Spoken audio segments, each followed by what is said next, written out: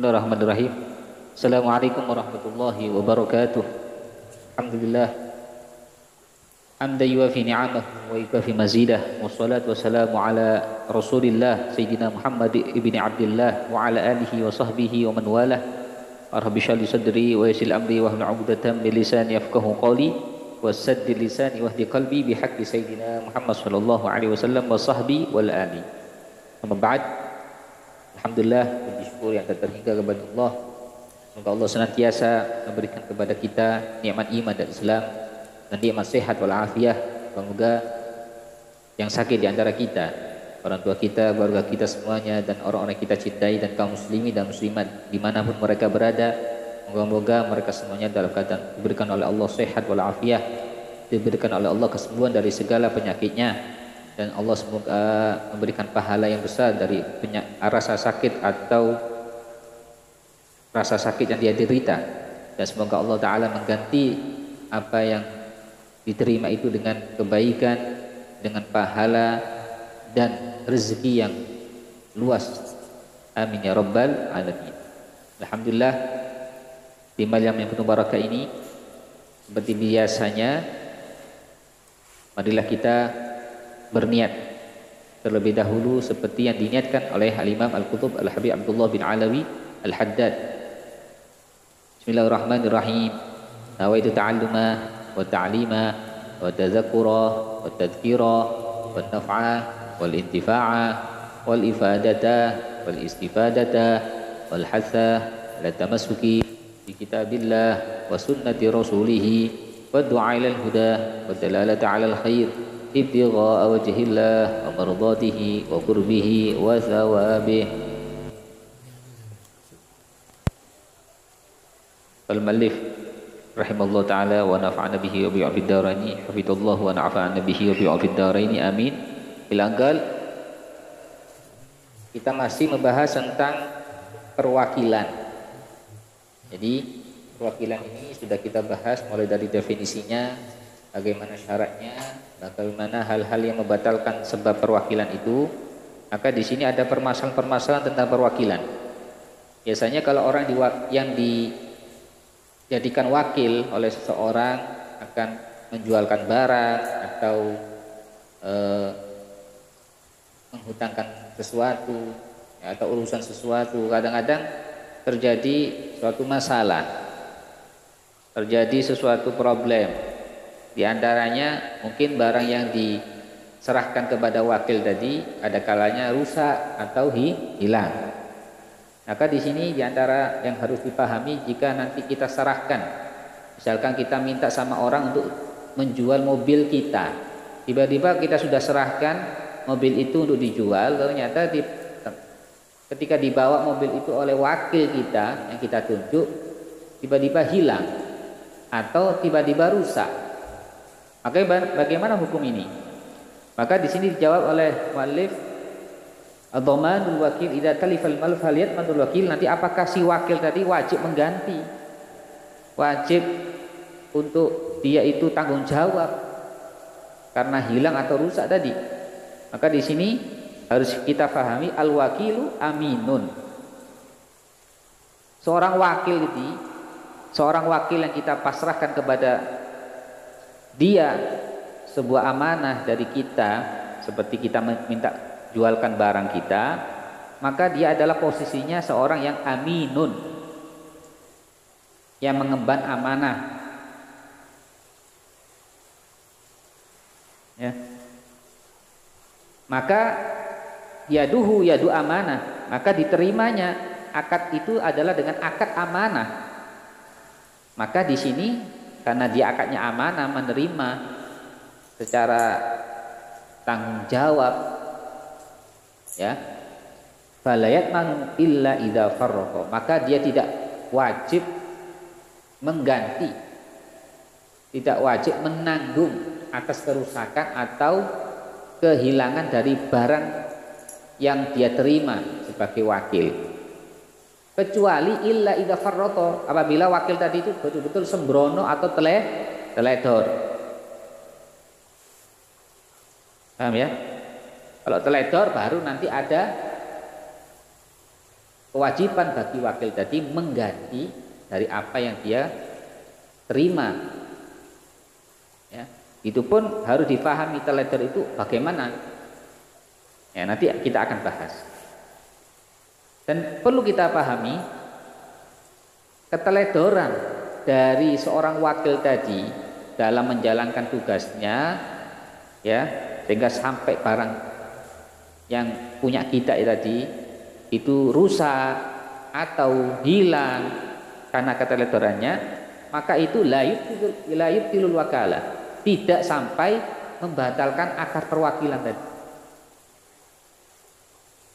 Artinya maka wakil tadi masih boleh dia ya melangsungkan transaksi apapun setelah adanya keteledoran itu.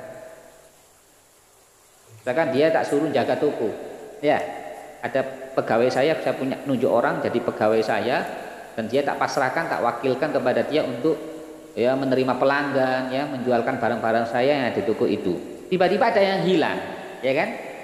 Setelah hilang atau rusak, maka apakah ini otomatis orang ini sudah gak berhak lagi jadi pegawai saya, atau secara otomatis dia terpecat?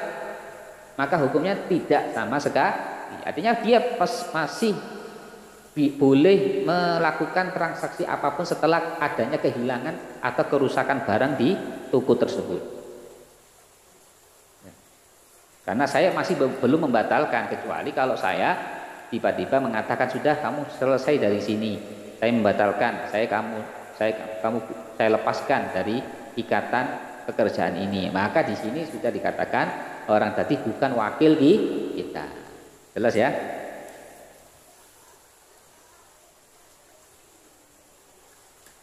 Dan bentuk-bentuk keteledoran dari barang kepunyaan kita yang kita serahkan kepada orang lain untuk dijalankan atau untuk dijadikan transaksi.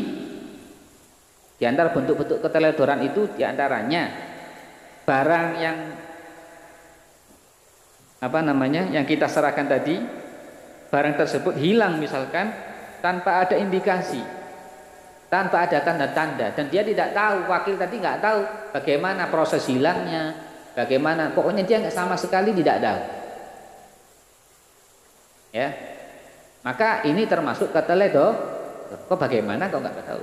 Berbeda kalau hilangnya karena dirampok, hilangnya karena dicuri, terus dia tahu tadi dirampok, saya ditodong, kemudian saya nggak bisa melawan, hanya barang itu dicuri atau hilang. Maka di sini ada indikasi, maka orang ini, wakil ini termasuk tidak dikatakan keteledoran. Tapi kalau dia nggak bisa menjelaskan hilang itu bagaimana kok bisa hilang, saya nggak bisa, saya nggak tahu, pokoknya hilang. Nah ini termasuk dianggap wakil tadi teledor. Kalau teledor seperti itu, nanti si wakil wajib mengganti. Kalau kita mau nuntut dia, kamu harus ganti, maka boleh. Kalaupun kita tidak mau menuntut, memaafkan, ya nggak apa-apa. Tapi secara hukum kalau kita nuntut untuk dia mengganti ya barang yang hilang tadi, hukumnya boleh. Ya.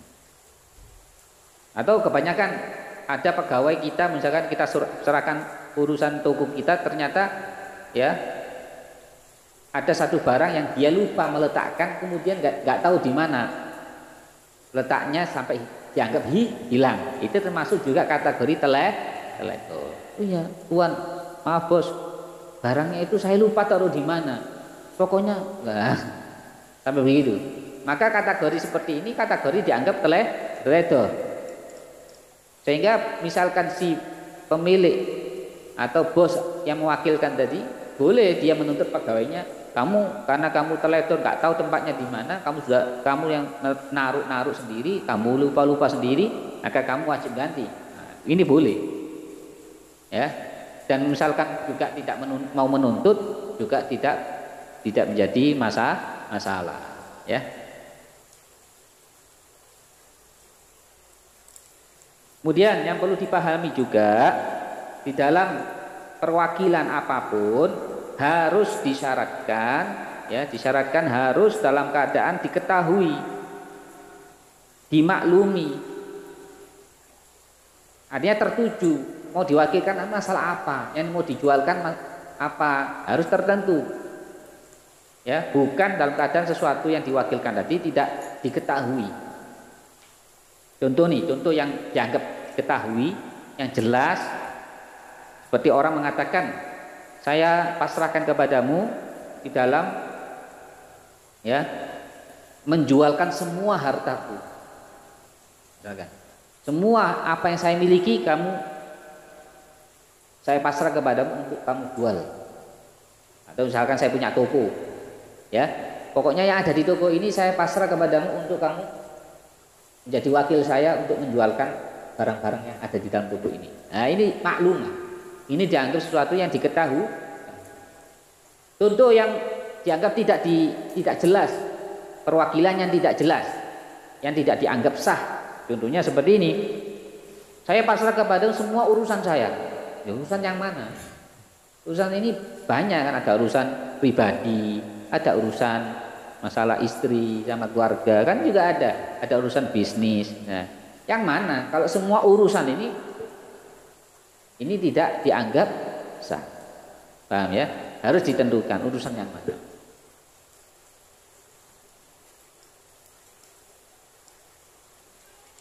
Kemudian ada permasalahan yang ketiga ini, yang sering terjadi di antara kita, ya, di tengah masyarakat ya.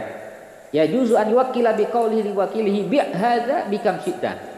Misalkan ya ada orang yang mengatakan kepada seseorang, kepada temannya atau kepada pegawainya, "Wis, saya pasrah kepadamu, ini jualkan dengan harga yang terserah kamu." Ya, kan sering ini.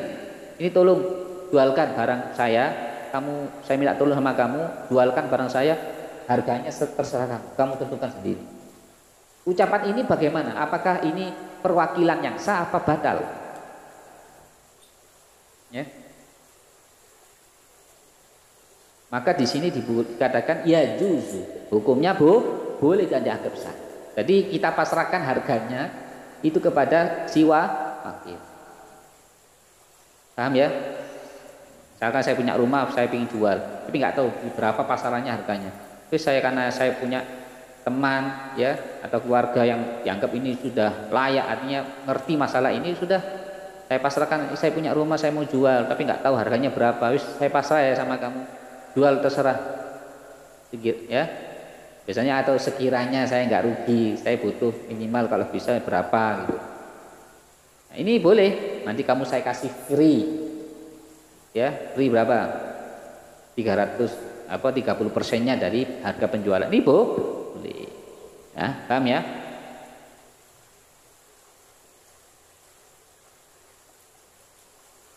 Kalau yadu amanah berarti kalau yadu amanah itu gak berhak dia menerima upah. Paham enggak ini? Kalau wakil itu berarti dia gak berhak menerima upah. Ya, berbeda dengan kalau saya akad menyewa jasanya, menyewa tenaganya, ini berhak dia menerima Jadi itu saya minta tolong sama orang, tolong ya kamu angkatkan barang ini, dia nggak berhak minta nomor, paham ya? Kecuali akadnya akad sewa, ya biasanya kan ada itu, ya sewa, ya mengupah. Nah ini beda dengan wakil, paham ya? Makanya biasanya dikasih syarat apa? Nanti kamu tak kasih hasil berapa persen dari penjualan kalau itu jelas laku, paham ya?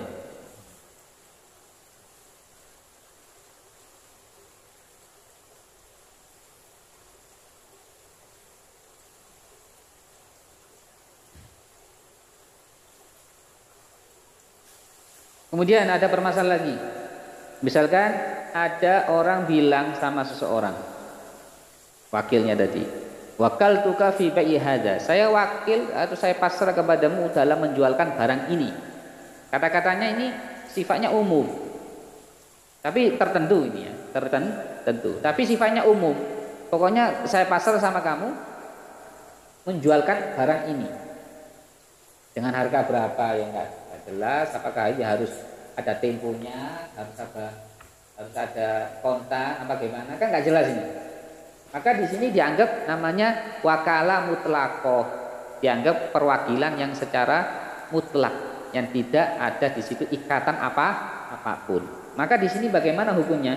Ini harus ada syarat-syarat dalam pelaksanaan wakalah yang seperti ini. Jadi pokoknya saya pasrah mau jual aja. Saya jual, pokoknya saya minta sama kamu jualkan barang ini. Ini namanya wakalah mutlaqoh. Ya, mutlaqoh. Maka seperti ini harus memenuhi 3 syarat. Apa syaratnya? Maka nanti si wakil yang saya suruh tadi harus menjualkan dengan harga yang sepantasnya. Yang pada umum, misalkan HP ini berapa? Umumnya berapa? Mungkin 3 juta. Ya, secondnya pun 3 juta. Ini karena second 3 juta. Maka saya bilang kepada orang atau teman saya, ini jualkan punya saya. Itu aja. Jualkan punya saya, nggak ada embel-embel apa-apa. Gitu aja. Maka wakil yang seperti ini yang menerima barang saya tadi, maka dia harus nanti menjualkan dengan harga yang sepantasnya. Ini pantasnya berapa? Umumnya berapa? Itu. Nggak boleh saya nanya sendiri. Kecuali kalau ada embel-embel, saya mengatakan ini jual terserah kamu lah, terserah kamu silakan. Tapi kalau nggak ada embel-embel seperti itu, maka wakil tadi harus menjual barang saya ini sesuai dengan pasar. Cara yang kedua,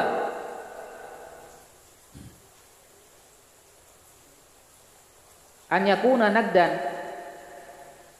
barang yang nanti barang saya yang dijual ini harus dijual dengan keadaan kontan. Harus kontan, nggak boleh dijual dengan cara kredit. Iya, tadi ini ada yang orang mau barang kami dia sudah maunya kredit, saya serahkan, ini nggak sah. Jadi harus dalam keadaan karena apa? Saya tadi mengucapkan tidak ada embel-embel apa. Misalkan kalau nanti mau dijual kredit, maka harus izin lagi. Ini ada orang yang mau, tapi dia maunya kredit, harus seperti itu. Paham ya? Yang ketiga, harus dijualnya sesuai dengan kurs atau mata uang di negara itu. Harus, nggak boleh pakai dolar misalkan kalau itu bisa. Kalau cara perwakilan seperti tadi, maka nggak boleh teman saya tadi atau orang yang saya suruh tadi menjual HP ini pakai mata uang selain rupiah, nggak boleh, harus sama rupiah. Paham ya?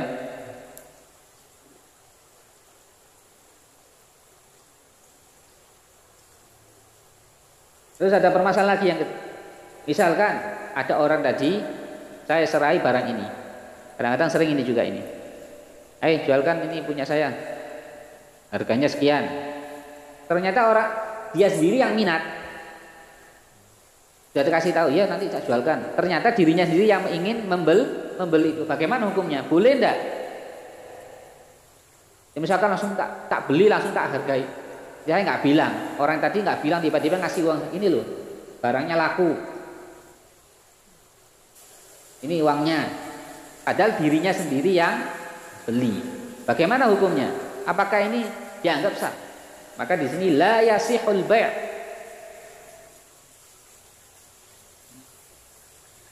Ya, walau biiznihi 'alal mu'tamad.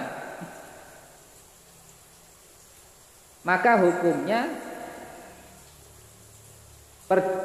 jual beli tadi itu dianggap tidak sah sekalipun dengan izinnya, saya rela. Ya, ini menurut pendapat yang mu'tamad karena posisinya yaitu orang yang diwakili. Masa saya jual kepada diri saya sendiri ya, kayak ibarat saya punya barang ya, barang itu saya jual lagi tapi jualnya bukan kepada orang tapi kepada diri saya sendiri. Saya punya HP ini. Ya, ibarat begitu. Saya punya HP ini. Terus saya bilang, HP ini saya jual kepada diri saya sendiri lagi dengan masa masuk akal kan ini nggak boleh, nggak laku. Paham nggak? Wakil nggak seperti itu. Terus gimana Ustaz caranya? Ya caranya gampang. Ini gini aja, bilang kepada orang yang punya barang tadi, maaf ini HP-nya kalau saya sendiri yang beli gimana? Oh, tak apa-apa. Tapi berarti ini tadi wakilnya hilang, selesai ya. Urusannya dari antara saya pasarannya sudah saya batalkan dan sekarang beda. Nah, dikembalikan dulu baru nanti saya beli. Nah, ini cara.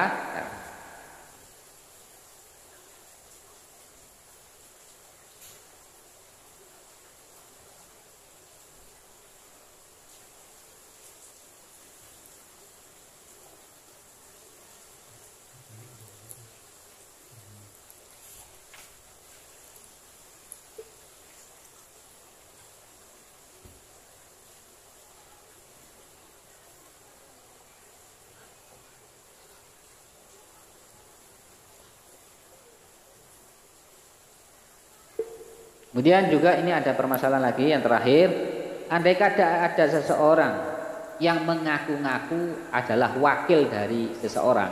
Misalkan saya punya wakil namanya Ahmad. Ahmad ini misalkan saya tunjuk Ahmad sebagai orang yang menjadi wakil dalam menjualkan rumah saya. Terus dia bilang sama seseorang, "Aku ini rumah milik Ustaz Sofyan." Misalkan saya ditunjuk sama beliau untuk menjualkan rumah ini. Misalnya apa itu? Kalau dalam rumah apa namanya? Apa namanya? Kalau orang yang perantara namanya apa? Menjualkan rumah. Biasanya apa namanya? Korek. Ya. Maka misalkan dia ngomong sama orang lain, ya. Misalkan orang tadi, ya, bagaimana? Apakah orang ini bisa dipercaya? Ya, boleh nggak dia orang lain yang dikasih tahu itu wajib percaya? Ya, maka boleh orang itu nggak percaya kecuali dia bisa membuktikan kalau dia adalah wakilnya Katakan banyak ini, hati-hati juga. Ada orang kan bilang-bilang, ini saya wakil rumah ini saya yang tahu, ya, orang ini pasal sama saya, rumahnya dijual kepada saya, ya kan? Tiba-tiba ternyata sudah transaksi nih, kadang-kadang uangnya sudah masuk, ini orang lari, terus orang tadi yang sudah beli tadi datang kepada saya minta suratnya, ya, kadang-kadang begitu. Ustaz, ini rumahnya sudah saya jual, mana suratnya sekarang tuh? Kapan kamu jual? Itu orang tadi ngaku. Kemarin namanya si Fulan, dia ngaku adalah wakilnya sampean. Duh, ya apa ini? Nah, di sini harus hati-hati. Orang-orang yang sudah menjadi, kalau memang dia nggak punya bukti dia sebagai wakil, ya, maka harus dia tidak boleh dipercaya. Artinya apa? Minta. Apa buktinya kalau kamu adalah wakil? Mana? Teleponkan. Jangan tak telepon ya. Nah, benar ini. Siapa pemiliknya? Saya mau ngomong. Ya kan bisa begitu, atau suruh datang pemiliknya sekalian, nanti kalau ada masalah transaksinya nanti nggak apa-apa, yang penting hari ini harus saya ketemu sama pemilik, atau nanti waktu transaksinya pemiliknya hadir, kan bisa begitu ya. Ini boleh.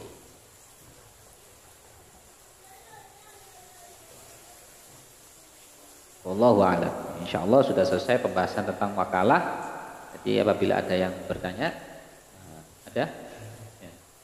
Assalamualaikum Ustadz, mau tanya, reseller tanpa ada akad itu gimana Ustadz? Terkadang ada sebuah problem dalam penerimaan barang yang tidak sesuai dengan barang tersebut, maka yang tanggung jawab pihak pertama atau kedua? Ya, kalau reseller itu kan sebagai wakil.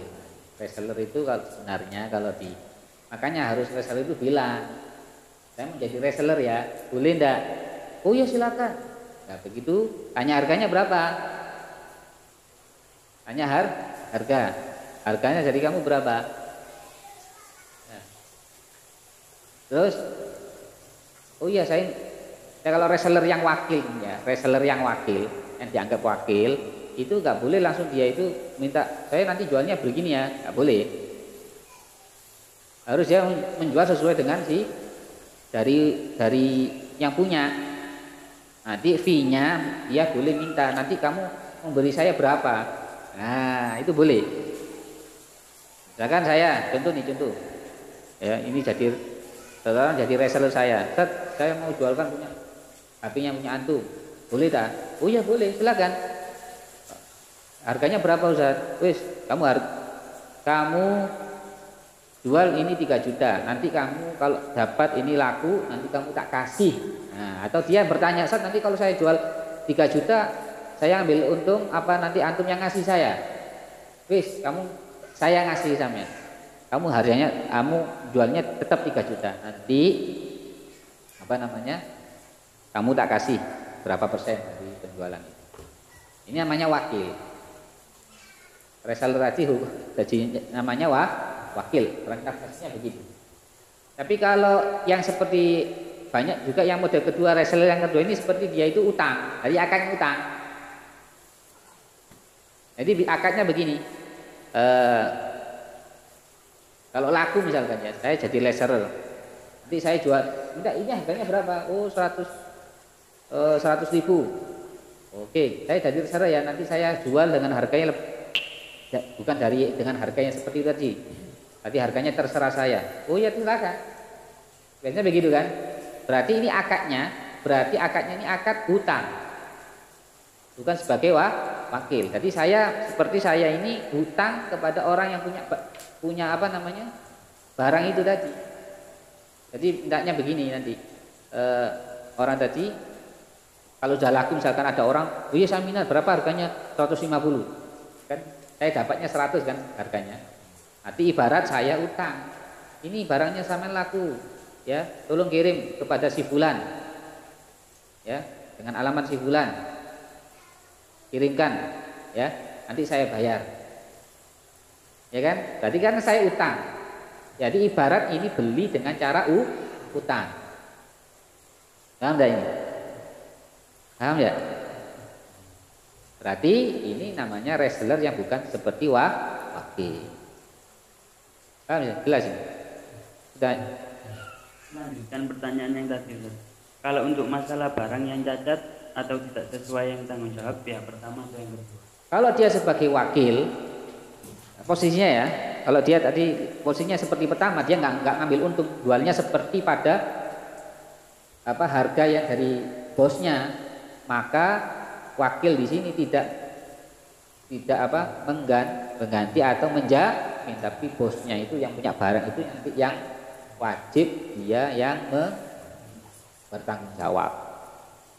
Tapi kalau akad yang kedua, model yang kedua yang sifatnya ngambil barang tapi nanti bayarnya tidak sesuai apa namanya menjualnya tidak sesuai dengan harga dari bosnya, dari yang punya barang, ini bukan wakil berarti kan, maka di sini nanti yang bertanggung jawab reseller. Jadi dilihat dulu, makanya dilihat dulu dia pakai akad apa ini, resellernya itu sebagai wakil apa bukan, jelas ini. Kalau bukan sebagai wakil ya nanti ya resellernya sendiri yang bertanggung jawab. Si yang punya barang nggak tanggung jawab ya itu kan kamu sendiri yang menjual dengan harganya bukan dari saya, kamu bukan wakil saya. Nah, jadi harus dipahami reseller ini posisinya dia seperti apa. Jadi siapa? Jadi wakil apa bu? Kalau ada kerusakan ya tanggung yang bukan dari barang. Ya itu antara ini yang menerima barang dengan ini yang nanti boleh nuntut, gak boleh. Saya nggak mau tahu, saya bukan saya hanya reseller. Minta ke saya nggak bisa. Kamu yang bertanggung jawab di sini. Urusan kamu dengan pembeli ini. Masalah kamu yang reseller dengan ini beda lagi berarti. Nah, gitu loh. Reseller dengan yang punya barang boleh nuntut, beda. Jelas di sini. Lagi? Assalamualaikum Ustaz, membeli tanah atau rumah mencicil melalui bank hukumnya gimana Ustaz? Ini sudah pernah saya jelaskan, jual beli secara ya, jadi begini, itu yang seperti begini. Jadi seperti kita ingin sesuatu kayak rumah kita, kalau saya beli langsung kontan saya nggak mampu, maka biasanya orang itu akan datang kepada saya, bank atau orang. Ya terserah, ini boleh badan atau orang. Jadi ibarat saya datang ke orang minta, saya pengen rumah itu, cuma harganya itu saya nggak bisa kontan bayarnya. Maka orang tadi, oh kamu mau rumah itu, dia minta berapa? 200 juta. Ya sudah, biar saya beli. Biar saya beli rumah itu. Nanti kamu, kalau saya sudah beli, nanti kamu tinggal beli ke saya. Tapi harganya beda. Nanti kamu beli cicil. Nah ini seperti itu sama. Bank itu sebagai begitu sebenarnya. Jadi kita ke pihak bank itu sebenarnya bukan kita ini belinya kepada orang yang punya rumah itu sebenarnya, karena akadnya sudah berubah. Ketika sudah ini dibuat apa namanya istilahnya itu kredit apa bukan kredit apa namanya kalau rumah beli jual rumah KPR ya. Nah KPR itu kan jual beli dengan kredit. Maka ibaratnya kita ini membelinya ke pihak bank, bukan kepada yang punya rumah lagi, karena sudah rumah itu sudah dibeli oleh pihak bank. Dan itu hukumnya boleh. Makanya jelas pihak bank tadi sudah ini atas nama sudah miliknya bank, dan sekarang pihak bank menjual rumah itu berbeda kan biasanya 400 juta. Dengan cicilan kamu membayarnya setiap bulan berapa? Misalkan 2 juta. Maka ini hukumnya boleh. Jelas sih. Jelas? Ada lagi? Bagaimana hukumnya membuat SIM lewat jalur? Membuat SIM lewat jalur. Ya secara hukum kita berarti mengupah dia, ya. Namanya itu ijarah. Dia punya tenaga, dia punya sesuatu yang saya nggak punya. Ya, misalkan sama seperti kita buat rumah tapi bukan kita sendiri yang buat, tapi lewat tukang, ya kan? Sama aja. Jadi kita bayarnya lewat calo tadi, hukumnya boleh. Jadi dia yang bayarkan, tadi kan kita ngongkosi dia otomatis, ya ngongkosi jadi yang mahal itu ongkosnya bukan SIM-nya. SIM-nya berapa? 70 sudah jelas, misalkan 100.000. Cuma dia kasih harga, kalau mau saya anukan, saya minta 500.000. Nah ini boleh. Berarti dia itu seperti ijarah. Kita ngongkosi dia, sebenarnya ngongkosi dia. 100.000 itu sebagai apa namanya bayar SIM-nya, yang 400.000 untuk ini akadnya ijarah, upah kayak tukang itu. Sudah dapat baru kita ngasih, kan begitu. Jelas ini bukan wakil. Kalau wakil ya saya nyuruh aja, ya ini suruh, nggak boleh lebih. 100.000 ya 100.000. Saya nyuruh orang ini bayar, saya buatkan SIM atas nama saya, ini berapa? SIM-nya berapa? Yang 100.000, sudah ini 100.000. Dia nggak boleh ngambil untung, nggak boleh ngambil ini ke wakil. Ya, seperti saya nyuruh orang untuk beli nasi goreng, belikan nasi goreng ya.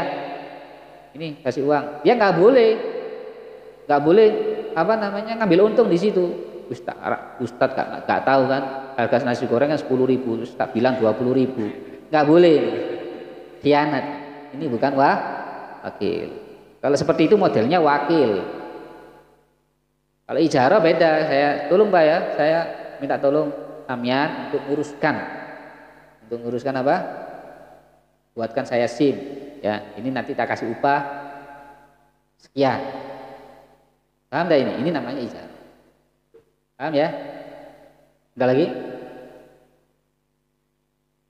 Ada? Sudah. Jelas-jelas ada yang belum jelas? Insyaallah yang nanti bisa dilihat lagi atau didengarkan lagi di siaran ulangnya, bisa dilihat di YouTube ataupun Instagram ya. Alhamdulillah. Insyaallah besok kajian mafahim yang jibu dan tuswahah juga akan kita mulai setelah ba'dal maghrib ya, setelah ba'dal maghrib insyaallah. Allah alam. Allahumma hadina fin hadait wa afina min afait wa tawallana fi man tawalla wa barina fi ma atayta wa qina syarra ma qadait. Alhamdulillahirabbil alamin. Assalamualaikum warahmatullahi wabarakatuh.